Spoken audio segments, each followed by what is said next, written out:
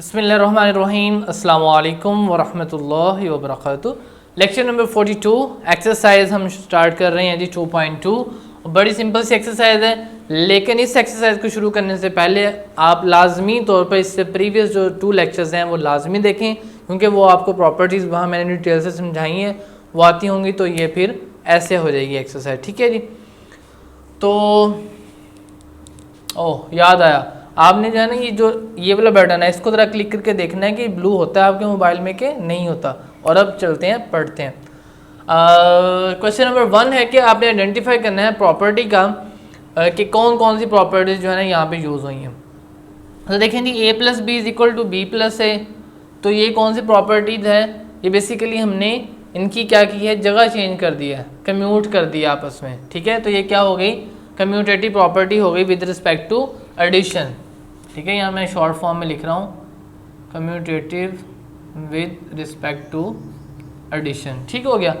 उसके बाद है जी ये देखें ए बी सी से मल्टीप्लाई हो रहा है, फिर ए बाय बी सी आ गया, तो ये मैंने पढ़ाई थी एसोसिएटेड प्रॉपर्टी है किससे respect to, with respect to multiplication.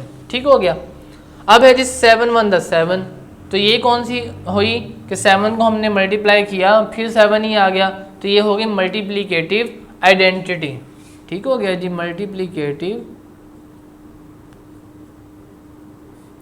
Identity. ठीक है जी, मल्टीप्लीकेटिव आइडेंटिटी की प्रॉपर्टी यूज हुई। ये कौन सी है जी, ये है ट्राइकोटोमी प्रॉपर्टी, जो सी हमने अभी प्रीवियस लेक्चर में पढ़ी। तो ये क्या, इसके आगे लिख देंगे ट्राइकोटोमी। ठीक हो गया, x > y और x = y और x < y, तो पिछले लेक्चर में बहुत डिटेल से इसको डिस्कस किया।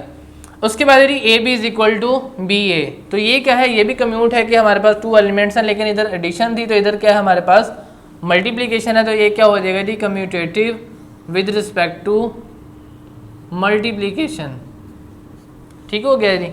अब है a + c = b + c belongs to a this implies that a = b, यानी c हमारे पास इधर भी था इधर भी था, दोनों तरफ से क्या हो गया, कैंसिल हो गया। तो यहाँ कौन सी प्रॉपर्टी यूज हुई है, कैंसलेशन प्रॉपर्टी, किसके लिहाज से, with respect to addition, addition के लिहाज से कैंसलेशन प्रॉपर्टी यहाँ पे यूज हुई है। ठीक है।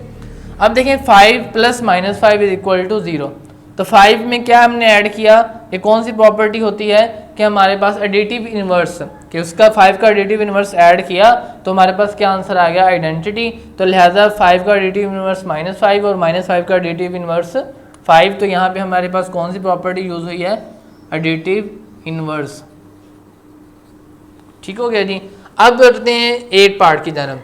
7 को हमने मल्टीप्लाई किया है 1/7 से, तो अब क्या आंसर हमारे पास क्या मिला, 1, बिल्कुल उस तरीके से जैसे हमने कहाँ पे किया था, जैसे इधर अब देखते हैं, बल्कि पीछे नहीं किया हुआ। 7 को मल्टीप्लाई किया 1/7 से, तो हमारे पास आंसर आ गया 1। तो अब जो है इसमें क्या हुआ कि हमने 7 को 1/7 से मल्टीप्लाई किया, तो आइडेंटिटी मिल गई, जैसे बिल्कुल इसी तरीके से जैसे ये हुआ है ना। अब इसमें क्या था, इन्वर्स से मल्टीप्लाई किया तो आइडेंटिटी। अब ये क्या था, एडिटिव इन्वर्स है इसका, और ये क्या है, इसका मल्टीप्लीकेटिव इन्वर्स है। जैसे ऐड किया तो आइडेंटिटी एडिटिव की मिली, आइडेंटिटी 0, और यहाँ पे हमने मल्टीप्लाई किया उसके इन्वर्स के साथ, तो हमें मल्टीप्लीकेटिव आइडेंटिटी 1 मिल गई। तो ये फिर क्या हो जाएगा जी, मल्टीप्लीकेटिव इन्वर्स। ठीक है, जिस तरह ये एडिटिव इन्वर्स था, तो ऐसे ही ये क्या हुआ, मल्टीप्लीकेटिव इन्वर्स, क्योंकि हमें आंसर जो है मल्टीप्लीकेटिव आइडेंटिटी मिल गई। 7 का इन्वर्स 1/7 और 1/7 का इन्वर्स 7।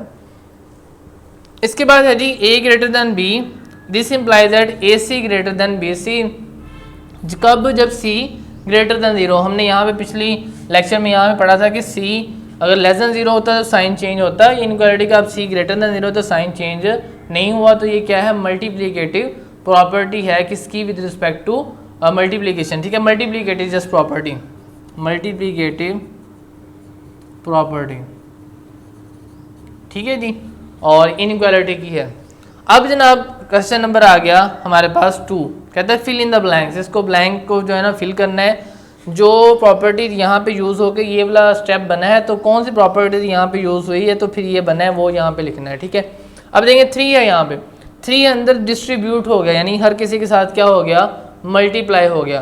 तो हम इधर बोलेंगे कहाँ से हुआ, ये राइट से नहीं हुआ, लेफ्ट से हुआ। तो यहाँ पर लिख सकते हैं कि जनाब लेफ्ट डिस्ट्रीब्यूटिव प्रॉपर्टी, ठीक है ना, TIVE, डिस्ट्रीब्यूटिव प्रॉपर्टी। अब उसके बाद ये जो बना है ये कैसे बन गया है, ये आपने क्या किया है, 3x को इधर लिख दिया है, 3y को इधर लिख दिया। तो बेसिकली आपने दोनों नंबर्स को क्या करवा दिया है, कम्यूट करवा दिया। तो यहाँ पे आ जाएगा कम्यूटेटिव प्रॉपर्टी। किसके लिहाज से, विद रिस्पेक्ट टू अपना addition, with respect to addition आपने कम्यूट करवा दी, यानी जगह चेंज कर दी, ठीक हो गया।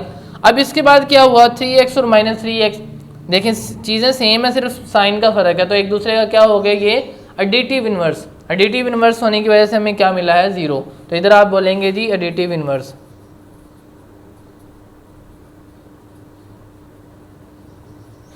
Additive inverse. अब ये क्या हुआ, इस स्टेप में क्या हुआ कि ये 3y बन गया। देखें 3y में क्या चीज़ ऐड हुई है कि हमारे पास फिर 3y ही रहा है। तो इस बात को कहते हैं हम एडिटिव आइडेंटिटी, कि ऐसी चीज़ जो ऐड भी हो और उसके ऊपर कोई फ़र्क भी नहीं पड़ा, वैसे का वैसे ही 3y रहा। तो एडिटिव इन्वर्स जो है आइडेंटिटी वो 0 है, कि किस चीज़ में ऐड होती है फिर भी वही रहता है। तो इधर बोलेंगे जी एडिटिव आइडेंटिटी, ठीक है जी। अब हम बढ़ते हैं क्वेश्चन नंबर 3 की जानब। इधर भी कहता है कि नेम ऑफ द प्रॉपर्टी लिखें। तो जी देखें 24 + 0 = 24 तो देखिए हमने एक नंबर था उसमें 0 ऐड भी किया, फिर वैसे का वैसा रहा। तो ये क्या हो गया हमारे पास, एडिटिव आइडेंटिटी, ठीक है जी।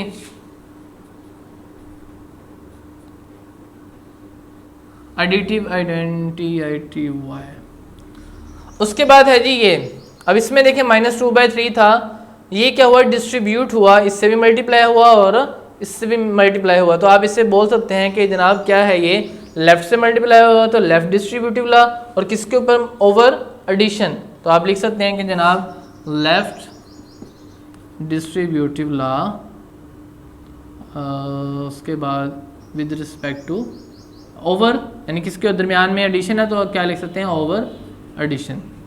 अकेला डिस्ट्रीब्यूटिव ला लिख दें तब भी ठीक है। अब उसके बाद है जी पाई + -पाई = 0। तो देखें पाई का जो है सेम है वैल्यूज, सिर्फ साइन का डिफरेंस है, और हमारे पास एडिटिव आइडेंटिटी मिल रही है। तो एडिटिव आइडेंटिटी क्यों मिल रही है, क्योंकि ये आपस में एक दूसरे के एडिटिव इन्वर्स हैं। तो लिहाजा यहाँ पे कौन सी प्रॉपर्टी यूज़ हुई है, एडिटिव इन्वर्स की प्रॉपर्टी यूज़ हुई है, कि पाई का एडिटिव जो है इन्वर्स -पाई है और -पाई का एडिटिव इन्वर्स पाई है। तो इधर लिखेंगे एडिटिव इन्वर्स, ठीक हो गया जी। तो उसके बाद है 4th part, 300 is a real number. तो ये क्या हुई, क्लियर प्रॉपर्टी, ठीक है, कि हमारे पास दो नंबर्स अगर हों, ये रियल में से उनको मल्टीप्लाई करें तब भी आंसर उनके अंदर ही रहता है, इसको आप बोलेंगे क्लियर प्रॉपर्टी, ठीक है जी। Clear property with respect to multiplication, क्योंकि हम यहाँ पे मल्टीप्लाई कर रहे हैं। तो देखें वैसे 300 को हम जब 300 से मल्टीप्लाई करते हैं तो ये आंसर आता है 300 का स्क्वायर, और स्क्वायर से 100 कट के क्या आंसर आता है 3, और 3 रियल नंबर के अंदर होता है। बहरहाल आपने सॉल्व नहीं करना, जस्ट इनके नेम ही बताने।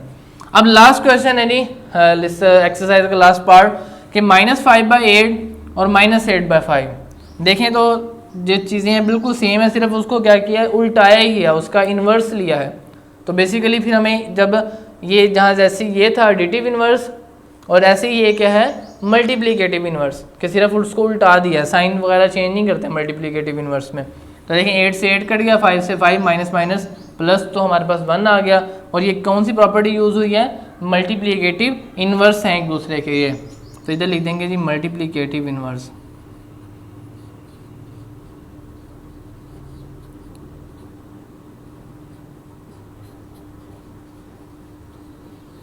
ठीक है जी। इस तरीके से हमारी एक्सरसाइज कंप्लीट होगी।